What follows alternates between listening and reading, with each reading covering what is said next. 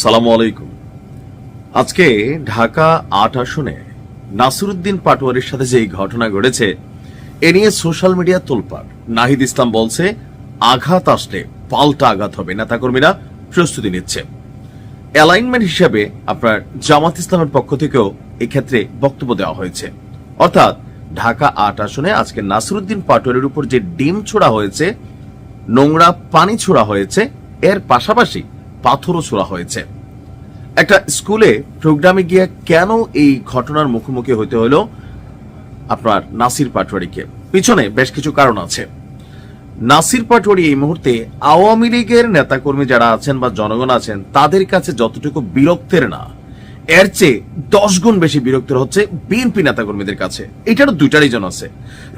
একটা রিজন হচ্ছে নির্বাচনকে কেন্দ্র করে তো আছেই প্রতিপক্ষ, পাল্টা প্রতিপক্ষ বা পক্ষ বিপক্ষ। আরেকটা আছে অতীতে বিভিন্ন সময় জনাব তারেক রহমানকে নিয়ে, বিএনপির সিনিয়র নেতাদেরকে নিয়ে বা কি বলো যে বিএনপিকে নিয়ে তিনি যে বক্তব্য দিয়েছেন এই দলে ভিড়ার আগে বা নমিনেশন পাওয়ার আগে, অর্থাৎ নাসিরউদ্দিন পাটোয়ারিকে আপাদমস্তক এন্টি বিএনপি টাইপের একটা ক্যারেক্টার হিসাবে ধরা হয়। এমনকি এনসিপির মধ্যে যতগুলো নেতা আছে, জিয়া পরিবার অথবা বিএনপি পরিবার নিয়ে এত ধরনের ডেঞ্জারাস কথাবার্তা প্রকাশ্যে কখনো বলার কেউ সাহস করে না, যেটা নাসিরউদ্দিন পাটোয়ারি করছে। এই যে দীর্ঘদিনের ক্ষোভ যেটা মনে মনে জমা ছিল, তার উপরে এই আসলে আবার মির্জা আব্বাসকে নিয়ে প্রতিদিন যেরকম বাক্য ব্যবহার করে নাসিরউদ্দিন, যে হাফ প্যান্ট পরায় বসায় রাখবে, তারপর হচ্ছে ইউর কাছে বিচার দিছে, মানে নানান কর্মকাণ্ড করতেছে। তো এগুলোতে স্বাভাবিকভাবে নেতাকর্মী যারা আছে তারা ক্ষিপ্ত। তো আজকে যখন রাজধানীর শান্তিনগরে হাবিবুল্লাহ বাহার কলেজে এক পিঠা উৎসবে তিনি যান, সেখানেই নাসিরকে আপনার সুযোগে পেয়ে বিএনপির যারা সাপোর্টার আছেন তারা এই প্রতিশোধটা নিয়ে নেয়। আর আমরা প্রথমে দেখছি যে কিভাবে তাকে প্রটেস্ট করার চেষ্টা করা হয়েছে তার নেতাকর্মীদের সামনে, এবং পুলিশের সামনেই আপনার পচা ডিম বা আস্ত ডিম ছুড়ে মারা হয়েছে।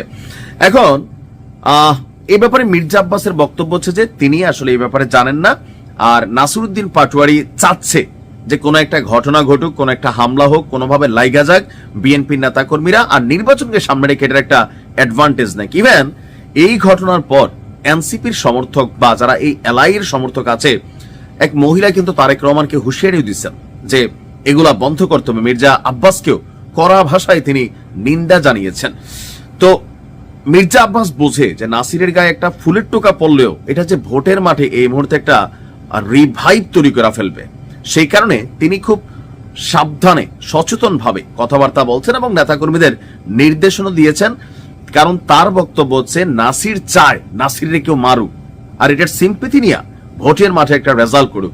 তো ডিম ছোড়া কি বাংলাদেশের নতুন ট্রেডিশন? না না, আওয়ামী লীগের সময়ও এগুলা হয়েছে, বিএনপির সময়ও হচ্ছে, ইউনুসের সময়ও হচ্ছে। আর আমরা যদি দেখি বিদেশেও ডিম ছোড়া খুব কমন একটা ফ্যাক্ট। অর্থাৎ রাজনীতির মাঠে ডিম ছোড়া এটা একটা কমন ট্রেডিশন ওয়ার্ল্ড ওয়াইড। এটা বড় কোনো ট্রেডিশন না যে আপনি ডিম মারছেন, বোমা মারছেন, এটা এক জিনিস না। পাথর মারার যে বিষয়টা, একজন এনসিপি নেতা তিনি দাবি করছিলেন যে উপর থেকে পাথরও ছোড়া হয়েছিল, তাদের একজন নেতা কর্মী আহত হয়েছেন। তবে ডিম মারাটা এটা বাংলাদেশের একটা ট্রেডিশন। আপনি যেমন ধরেন 5 আগস্টের পর আওয়ামী লীগের নেতাকর্মীরা যখন আদালতে যায়, পুলিশের সামনেই আদালত চত্বরেই তাদেরকে কিন্তু ডিম ছোড়া হয়, তখন সবাই উচ্ছ্বাস প্রকাশ করে। আবার আক্তার হোসেন বা তাসনিম জারারা, নাহিদরা যখন আপনার ইয়েতে গেল, কি বলা হয় যে আপনার মাহফুজরা যুক্তরাজ্যে গেল, তখনও তাদেরকে কিন্তু ডিম ছোড়া হয়েছে, সেখানে থাকা আওয়ামী লীগ নেতাকর্মীরা মারছে। তো এই ডিমের ছোড়ার ব্যাপারে বিএনপির বিরুদ্ধে সরাসরি অভিযোগ এনেছে নাসির পাটোয়ারি। এমনকি তিনি এক পর্যায়ে রাস্তায় বসে যান, যেখানে তিনি একটা কি বলা হয় যে বলয় তৈরি করার চেষ্টা করেছেন।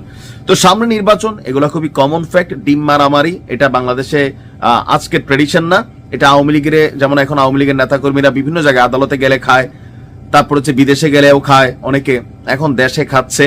তবে এই ট্রেডিশনটা রাজনীতিতে একটা খুবই ছোট্ট একটা ট্রেডিশন, এটা বড় ভয়ানক কোনো ট্রেডিশন না। তারপরেও এই ধরনের বিষয় থেকে বের হয়ে আসা উচিত। ভালো থাকুন, আসসালামু আলাইকুম।